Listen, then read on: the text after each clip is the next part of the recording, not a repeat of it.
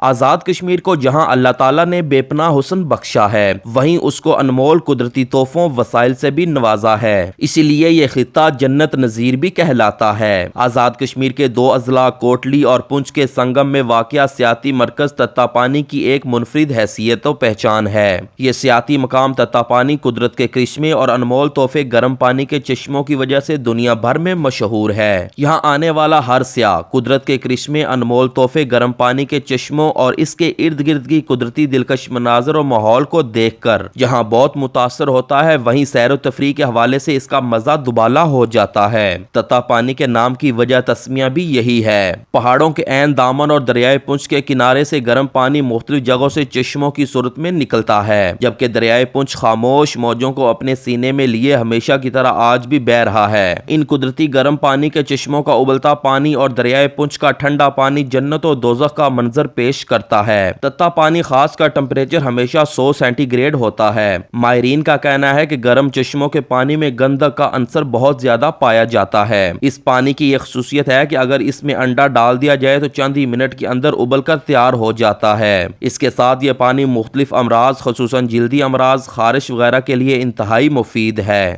یہاں بھاپ لینے سے جوڑوں کے درد سے چھٹکارا ملتا ہے۔ سال بھر یہاں سیاحوں کی آمد و رفت جاری رہتی ہے، لیکن موسم سرما کے آغاز کے ساتھ ہی سیاحوں کی ایک بڑی تعداد اس جانب رخ کرتی ہے۔ موسم سرما کے اندر یہاں کا نظارہ دیکھنے کے قابل ہوتا ہے۔ آزاد کشمیر و پاکستان سمیت دنیا بھر سے سیاحوں کی ایک بڑی تعداد یہاں آتی ہے۔ حکومت آزاد کشمیر کو چاہیے کہ وہ منفرد حیثیت و پہچان کے سیاحتی مقام تتا پانی پر خصوصی توجہ دیں۔ سیاحوں کو بہتر سے بہتر سہولیات کی فراہمی کو یقینی بنایا جائے تاکہ یہ مرکز سیاحوں کی مزید توجہ و دلچسپی کا باعث بن سکے۔ ادھر آئے ہیں اور تتا پانی آئے ہیں، یہ بہت بیوٹیفل پلیس ہے اور ہم نے آ کے تو بہت انجوائے کیا ہے کہ یہاں پہ لوگوں کو سیر کے لیے آنا چاہیے، کیونکہ کشمیر، وادی کشمیر جو ہے یہ بہت اچھی جگہ ہے۔ یہاں پہ لوگ سیر کے لیے آتے ہیں۔ یہاں پہ یہ بہت ہی پیاری جگہ ہے یہاں، جہاں پہ ہم نے انڈے ابالے، اس کے بعد چاول ابالے کھائے اور بہت ہم لوگ انجوائے کر رہے ہیں۔ ہم نے ادھر آ کے بہت انجوائے کیا۔